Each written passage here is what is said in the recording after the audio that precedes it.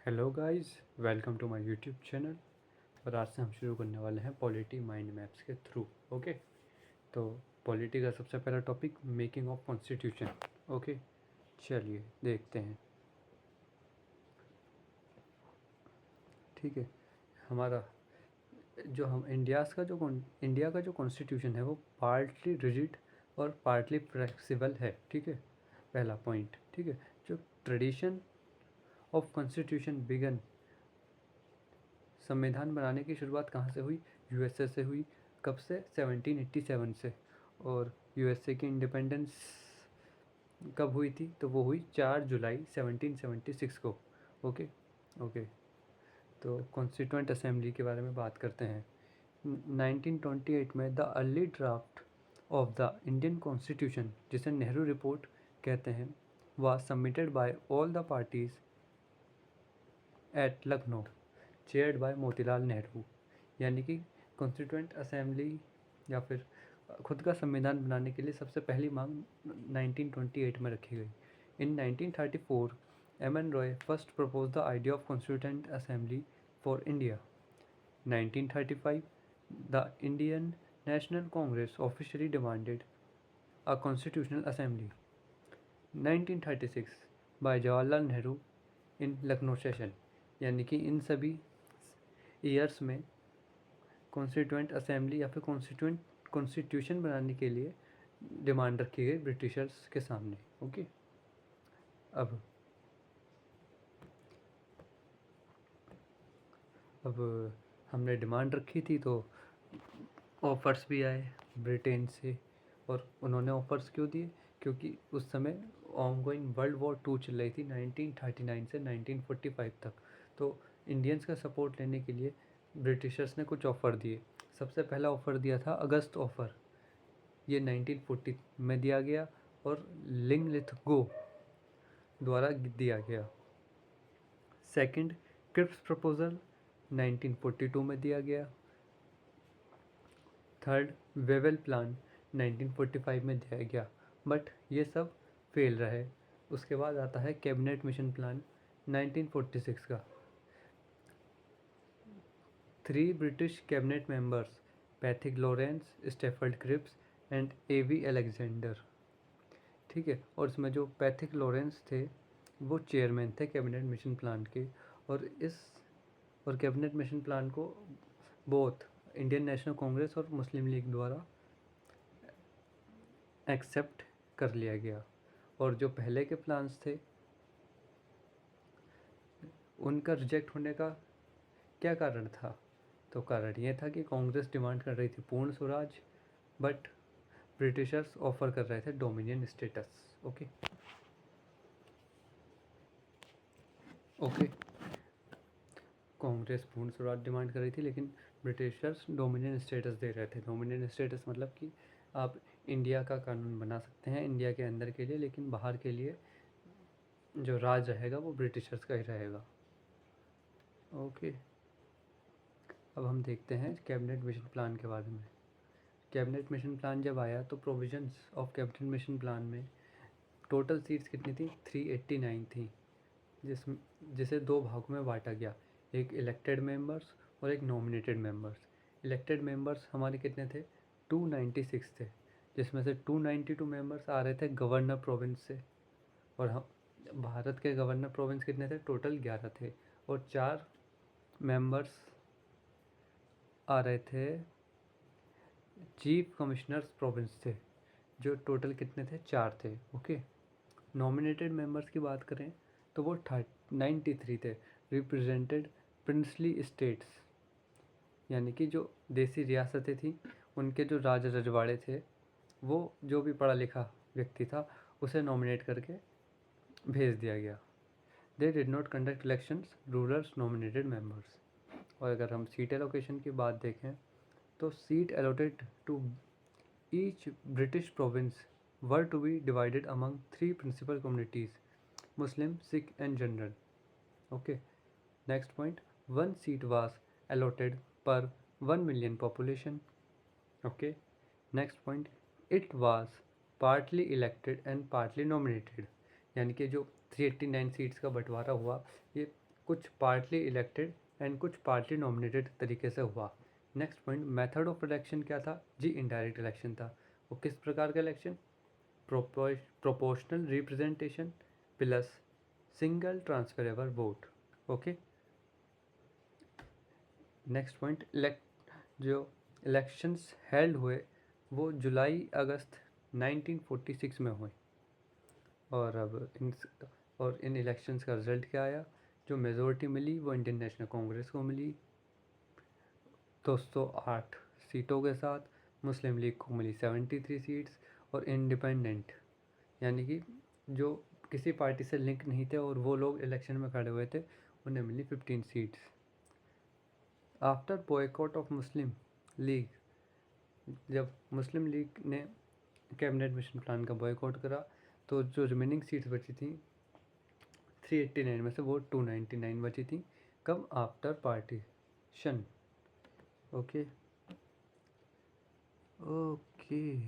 अब देखते हैं इधर। अब हमारा इलेक्शन हो गया तो अब हम इंटरिम गवर्नमेंट बनाएंगे। तो 2 September 1946 the interim government of India was formed. It lasted until India's independence on 15 August 1947 and the partition of the country into India and Pakistan। ठीक, अगला पॉइंट देखते हैं। जो प्रेसिडेंट था इस इंटरिम गवर्नमेंट का वो वायसरॉय या गवर्नर जनरल ऑफ इंडिया था। तो जो इंटरिम गवर्नमेंट 2 सितंबर 1946 को बनी थी, उसका जो पहला प्रेसिडेंट था वो था विस्काउंट वेविल। कब तक रहा? फरवरी 1947 तक। और उसके बाद प्रेसिडेंट बने लॉर्ड माउंटबेटन। कब से? फरवरी 1947 से। और इसी इंटरिम गवर्नमेंट का commander in chief sir Claude ऑचनलेक।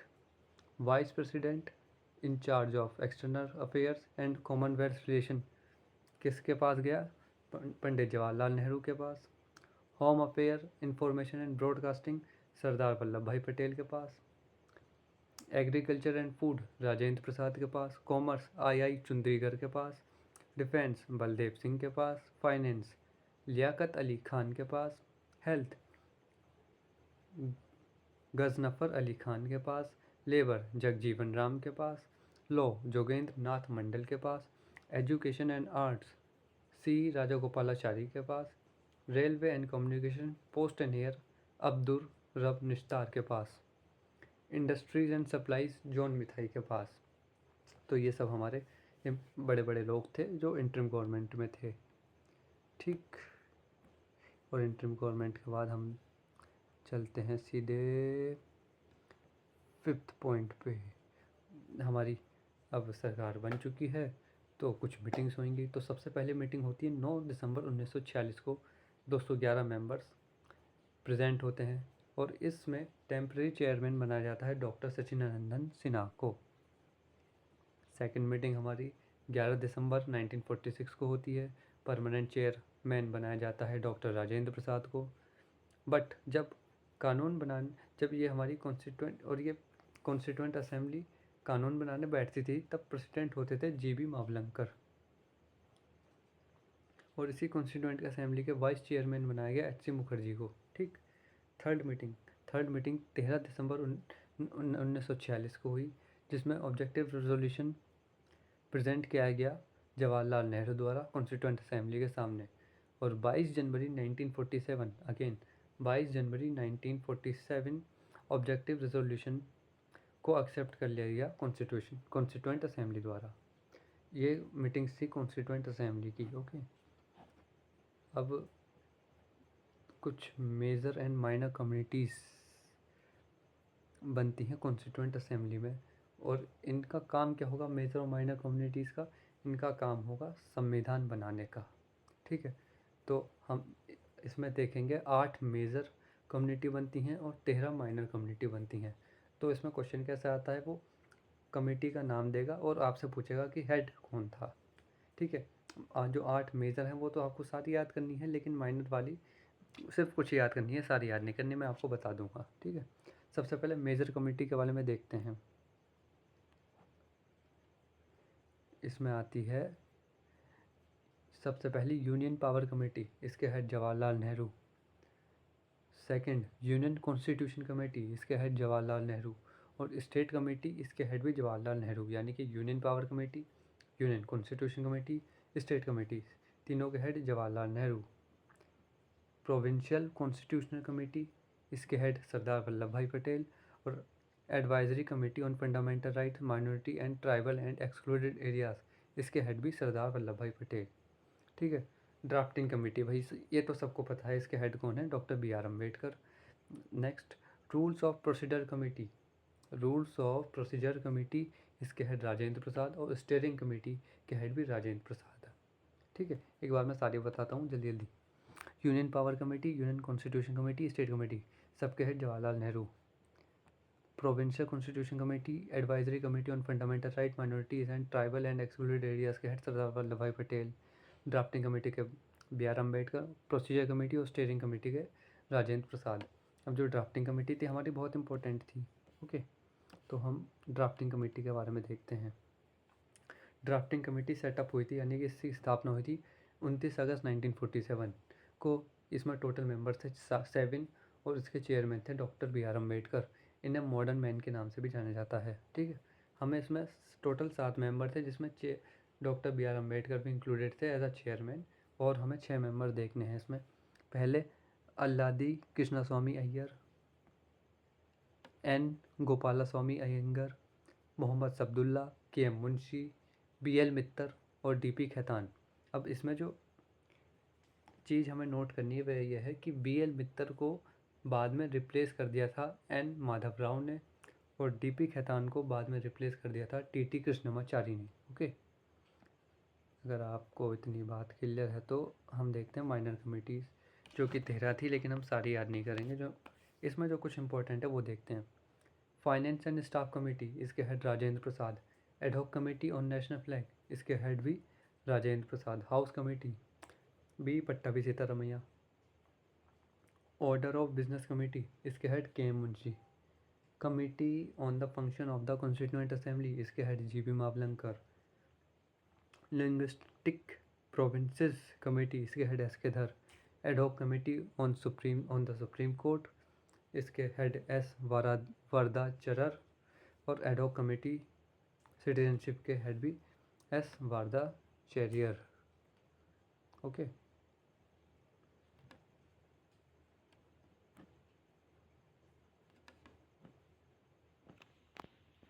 Okay चलिए अब आगे देखते हैं। ठीक, ड्राफ्ट्स ऑफ कॉन्स्टिट्यूएंट असेंबली 21 फरवरी 1948 first draft was published. It took 8 months for people of India to discuss. यानी कि जब संविधान बनाने के लिए जो पहला ड्राफ्ट तैयार हुआ था कॉन्स्टिट्यूशन का, उसे 21 फरवरी 1948 को पब्लिश किया गया और 8 मंथ दिए गए पीपल ऑफ इंडिया को कि आप इस पर विचार विमर्श करिए और कुछ आपका ओपिनियन हो तो हमें बताइए। 4 November 1948 B R Ambedkar introduce the final draft, एक second, final draft of Constituent before Constituent Assembly. यानी कि B R Ambedkar introduce the final draft before Constituent Assembly. और एक बात आप बी आर अम्बेडकर के जी के बारे में याद रखिए, B R Ambedkar was elected to the Constituent Assembly from Bengal in July 1946 before partition, but after partition he was elected from Bombay Presidency। यानी कि वो जो चुनाव जीत कर आए थे पहले वो बंगाल प्रेसिडेंसी से जीता था उन्होंने 1946 में, बट जब पार्टीशन हुआ पाकिस्तान बना तो उन्होंने जब दोबारा चुनाव लड़े तो वो बॉम्बे प्रेसिडेंसी से करे। ओके, अब कुछ रीडिंग्स हुई थी। फर्स्ट रीडिंग जो थी वो 5 दिन चली, 4 नवंबर 1948 से 9 नवंबर 1948। सेकंड रीडिंग 10 महीने 3 दिन चली, 15 नवंबर 1948 से 17 अक्टूबर 1949। और थर्ड रीडिंग कंप्लीटेड हुई थी 26 नवंबर 1949 को। हमने अपना कॉन्स्टिट्यूशन अडॉप्ट करा था 26 नवंबर 1949 को और कॉन्स्टिट्यूशन एनफोर्स यानी लागू करा था 26 जनवरी 1950 को। ओके, हमने अपना कॉन्स्टिट्यूशन अडॉप्ट करा था 26 नवंबर 1949 को। कॉन्स्टिट्यूशन एनफोर्स करा था 26 जनवरी 1950 को। ओके, चलिए अब हम कुछ देखते हैं इम्पोर्टेंट सेशंस। ठीक है, जो टोटल सेशंस हमारे हुए वो 11 थे, और कितने दिन में हुए? 165 डेज में। टोटल टाइम, भाई हमें कॉन्स्टिट्यूशन को बनाने में टोटल टाइम कितना लगा? 2 साल 11 महीने 18 दिन। बजट 64 लाख। फर्स्ट सेशन जो था वो 9 से लेकर 23 दिसंबर 1946 तक चला। 10th सेशन 6 से 17 अक्टूबर 1949 तक। 11th सेशन 14 से 26 नवंबर 1949 तक। 11th सेशन हमारा लास्ट सेशन था। ठीक, final draft presented by doctor B R Ambedkar before the public on 4 November 1948।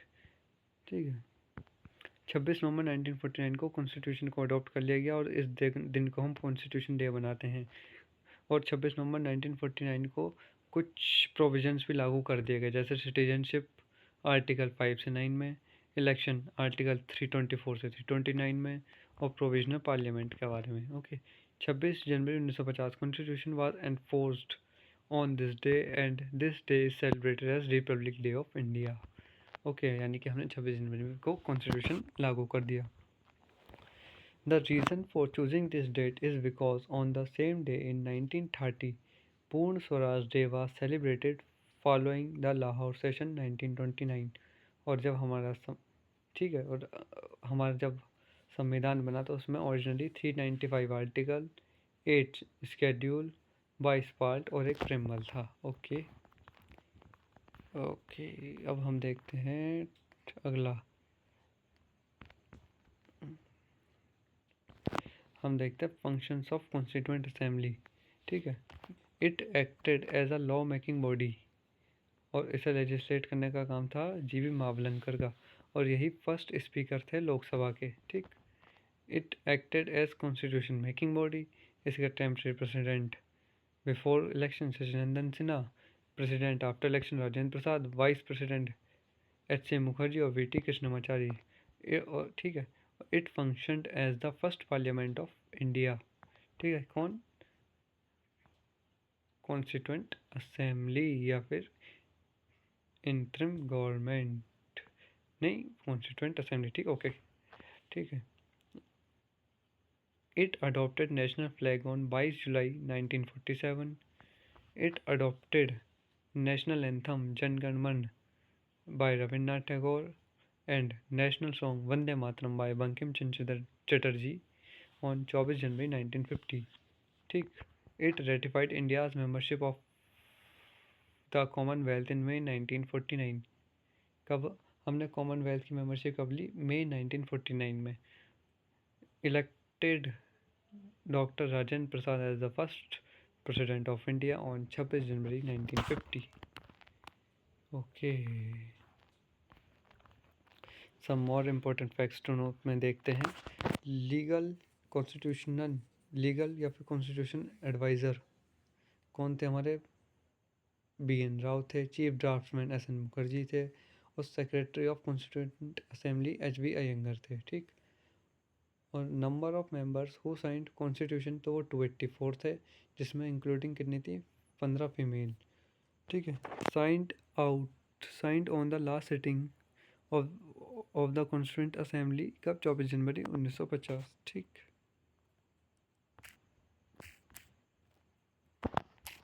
Okay, अब हम देखते हैं कॉन्स्टिट्यूशन। जो कॉन्स्टिट्यूशन की कैलीग्राफी यानी कि इंग्लिश में किसने लिखा? प्रेम बिहारी नारायण रायजादा द्वारा, और हिंदी में लिखा गया वसंत कृष्ण वैद्य द्वारा। कॉन्स्टिट्यूशन के डेकोरेटर नंदलाल बोस एंड राम मनोहर सिन्हा। ठीक है, जो एक नोट देखिए, जो नंदलाल बोस के टीचर थे अविंद्रनाथ टैगोर, जो भाई थे रविंद्रनाथ टैगोर के, और अविंद्रनाथ टैगोर द्वारा एक पेंटिंग बनाई गई थी भारत माता। ठीक, इंडिया का जो कॉन्स्टिट्यूशन है वो लार्जेस्ट कॉन्स्टिट्यूशन है, और कॉन्स्टिट्यूएंट असेंबली का सिंबल है एलिफेंट, ठीक। Important females of the Constituent assembly, राजकुमारी अमृत कौर, ये फर्स्ट हेल्थ मिनिस्टर थी। सुचेता कृपलानी, ये first female chief minister of Uttar Pradesh. Sarojini Naidu, first governor of Uttar Pradesh. Okay,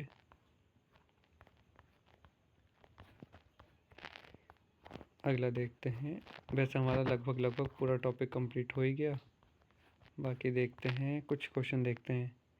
who design national flag of India? Pingali Venkaiah, इन्होंने डिज़ाइन करा था 1921 में। ओरिजिनली यहाँ पे स्पिनिंग व्हील होता है, जिसे लेटर रिप्लेस कर दिया गया अशोका चक्र से। Who design India Gate? Sir Edwin Lutyens. कब, और ये कब बना? 1931 में। Who design old parliament? Sir Edwin Lutyens and sir Herbert Baker. Construction start हुआ 1921 में और इनॉग्रेटेड हुई 1927 में। Who designed new parliament? Doctor Bimal Patel. इसका इनॉग्रेशन हुआ 28 मई 2023 में। मिसलिनियस की बात करें, smallest constitution on the basis of words किसका है? मोनाको का, जिसमें कितने हैं? 3814 words. Smallest written constitution on the basis of article, USA का, इसमें कितने हैं? 7 आर्टिकल्स हैं। बिगेस्ट कॉन्स्टिट्यूशन किसका है? इंडिया का, on the basis of words भी और on the basis of articles भी। On the basis of words हमारा कितना है? 117,369 वर्ड्स, और आर्टिकल्स हमारे पहले 395 से अब 448 हैं। और एशिया का सबसे ओल्डेस्ट कॉन्स्टिट्यूशन, एशिया का सबसे ओल्डेस्ट कॉन्स्टिट्यूशन है जापान का। कब बना था? 1889 में। ओके, बस आपका ये पहला चैप्टर कंप्लीट होता है, मेकिंग ऑफ कॉन्स्टिट्यूशन। ओके, अगर आप अभी तक वीडियो में बने रहे हैं तो thank you for watching the video.